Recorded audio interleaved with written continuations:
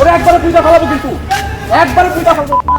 প্রত্যেকটা ট্রেনে সেন্সিটিভ যাত্রী আছে, প্রত্যেকটা ট্রেনে রোগী আছে, প্রত্যেকটা ট্রেনে বাচ্চা আছে।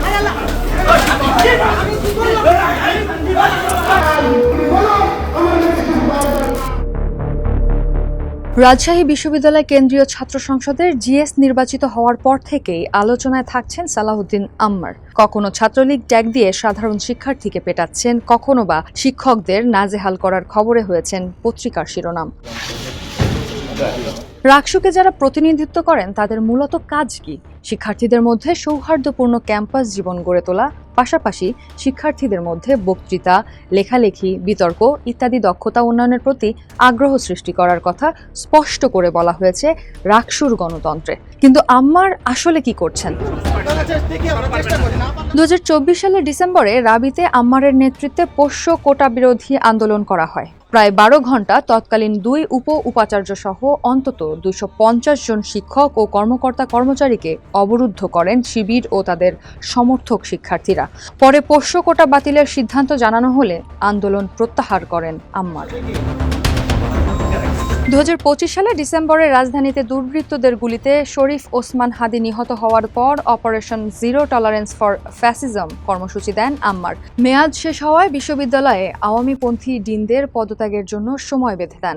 ওই ঘটনায় করা ফেসবুকের একাধিক পোস্টে আম্মার ওই ডিনদের গালাগাল করেন এবং ক্যাম্পাসে দেখলে গাছের সঙ্গে বেঁধে রাখার হুমকি দেন। আমরা 6 ডিনের কাছেই আমরা রিচ করছি, আইআরে যাওয়া হয়েছে, জুওলজি অ্যান্ড মাইনিংয়ে যাওয়া হয়েছে। আমাদের এটা হচ্ছে প্রাথমিক আমরা একটা প্রাথমিক টার্গেটগুলো আমরা করলাম, যারা স্পষ্ট ছিল। তারপরে আমরা ডকুমেন্টগুলো চেক করে আমরা যেই তালিকাটা আজকে প্রকাশ করব, এই তালিকার সাথে বা ছাত্রদল, ছাত্র শিবির সহ অন্য রাজনৈতিক সংগঠন, অন্য শিক্ষার্থীদের কাছে যেটা বাদ পড়ছে এগুলো ক্রস চেক দিয়ে ফাইনাল তালিকা করে আমরা হয়তোবা প্রশাসনকে সর্বোচ্চ 3 দিন সময় দিব।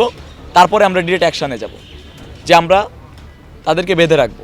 গত 21 ডিসেম্বর 6 দিনের কেউ ক্যাম্পাসে না থাকায় গণমাধ্যম কর্মীদের সামনে একে একে তাদের ফোন করেন আম্মার। এরপর তাদের পদত্যাগের দাবিতে উপাচার্য, উপাচার্য, প্রক্টর, রেজিস্ট্রার সহ প্রশাসনের বিভিন্ন দপ্তরে তালা ঝুলিয়ে দেওয়া হয়। সন্ধ্যায় ডিনদের সঙ্গে বৈঠক করে তাদের দায়িত্ব থেকে অব্যাহতি দেয় প্রশাসন।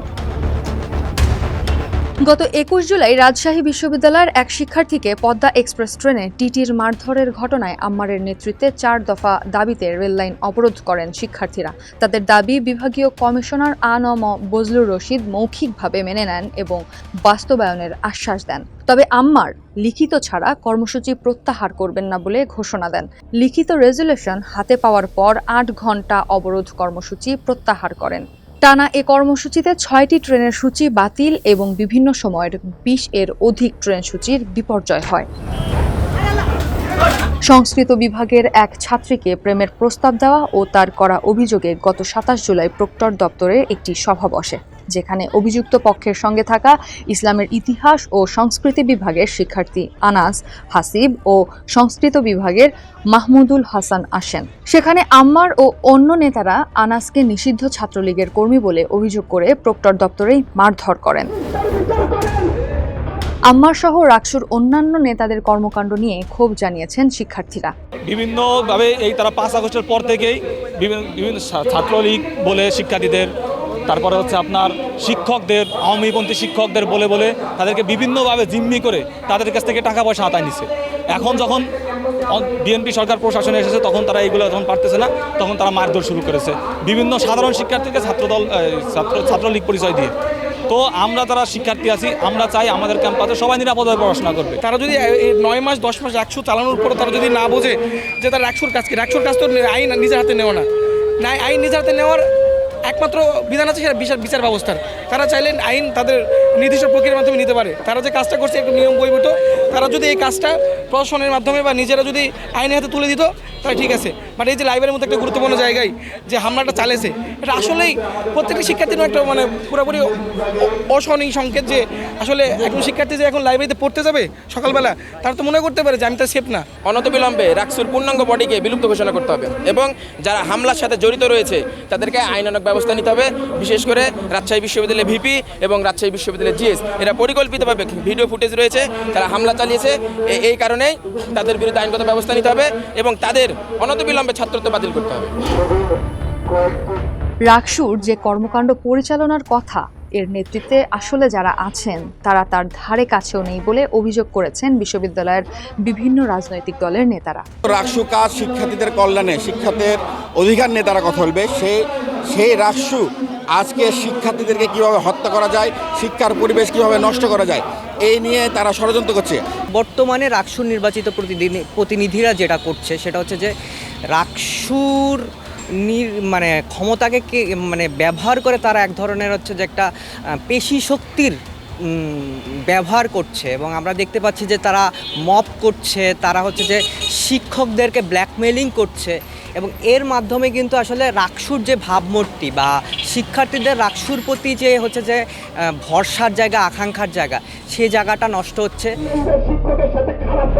বর্তমান নেতৃত্বের কর্মকাণ্ড রাকসুর ঐতিহ্যকে নষ্ট করছে বলে মনে করেন সাবেক ভিপি রাগিব আহসান মুন্না।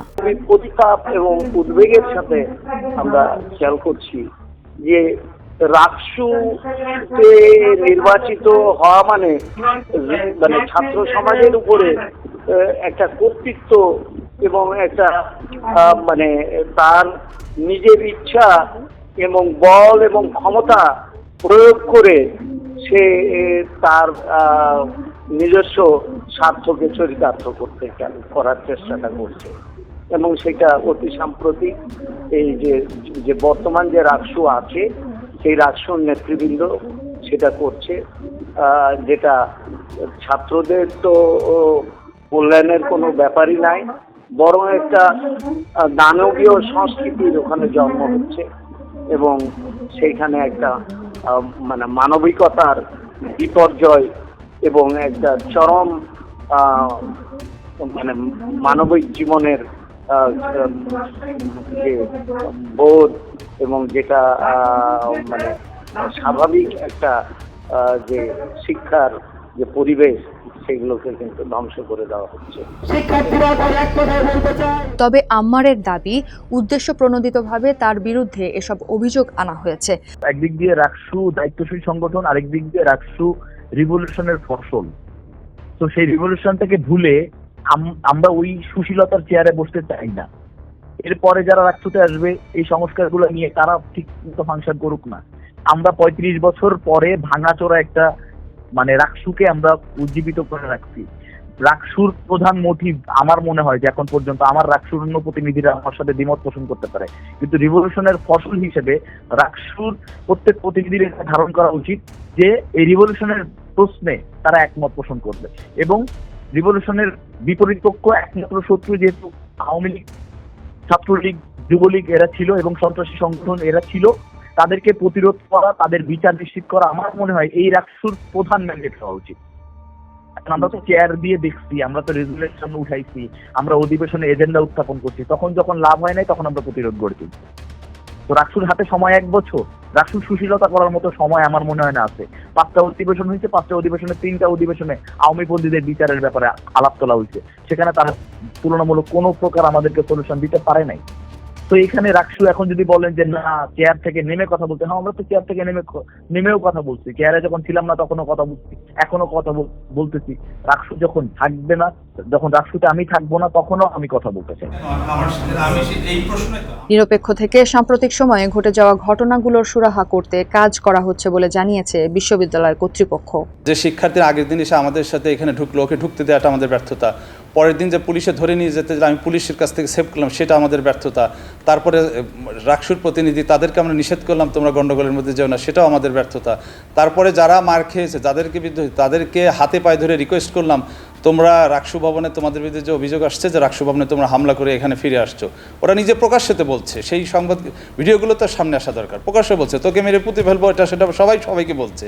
সেই জায়গা থেকে আমরা দুই পক্ষকে রিকোয়েস্ট করেছি, আমি নিজে রিকোয়েস্ট করেছি যে বাবা তোমরা যা হয়েছে আমরা পরে দেখছি, তোমরা এখান থেকে যাও, ওখানেই দাঁড়ায় থাকো। ওখানে দাঁড়ায় থেকে আবার মারামারিটাকে নতুন রূপ দান করলো।